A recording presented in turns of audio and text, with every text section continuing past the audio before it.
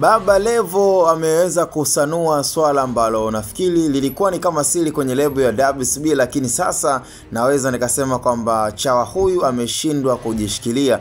Kumekuwa na taarifa mzagao kuhusiana na almost zaidi ya wasanii 6 kuweza kutambulishwa katika lebo ya WCB ndani ya mwaka huu 2025. Kauli hiyo kwanza aliweza kuthibitisha CEO mwenyewe Diamond Platnumz, na pia tukawa tunasikia trending story tu katika lebo ya Wasafi kwamba kuna wasanii ambao tayari wameshaandaliwa. Ila nikufahamishe kwamba katika ile listi ya wasanii wanaotarajiwa kuweza kutambulishwa katika lebo ya WCB, tuliambiwa kwamba 4 watakuwa ni Bongo Flava, alafu 2 watakuwa ni kwa ajili ya kusapoti mziki wa Singeli. Sasa mpaka dakika hii na mpaka muda huu unaambiwa je, yani issue ya Dogo Pateni imekuwa ni kama mchezo ambao ukiweza kufuatilia basi utaelewa nini na maanisha. Kwa hiyo naweza nikasema kabisa kwamba katika ile listi ya wasanii 6 ambao wanatarajiwa kuweza kutambulishwa katika lebo ya WCB, basi nikufahamisha kwamba itakuwa ni kama surprise, na tayari kwa kauli hii ya Baba Levo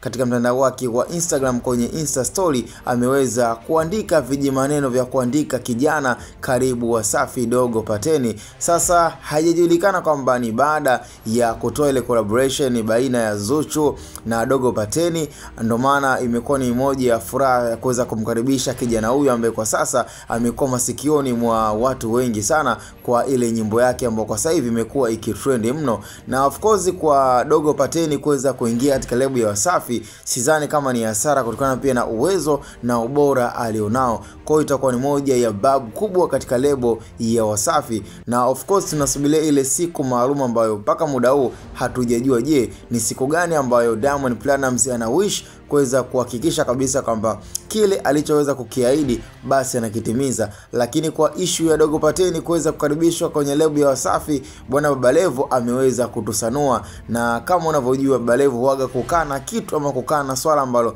linamtesa moyoni mwake huwa hawezi kabisa. Kwa huenda likawa lina asilimia za ukweli kile alichokizungumza, na huenda pia ikawa tu ni sehemu ya maneno yake kama ya kawaida. Kwa hiyo tunaweka asilimia 50 kwa 50. Huenda Dogo Pateni kweli kukawa na asilimia kubwa kusainiwa kwenye lebo ya Wasafi, na huenda pia ikawa ni maneno tu ya Baba Levo. Lakini pia tukutane kwenye comment kuhusiana pia na hili swala. Je, ikatokea kwamba kweli kuna asilimia kubwa ya Dogo Pateni kusainiwa kwenye lebo ya Wasafi, unahisi ni mahala sahihi kwa lebo ya Wasafi kwa Dogo Pateni ama sio mahala sahihi? Cha msingi tukutane kwenye comment, na hii ni Hatboy Media.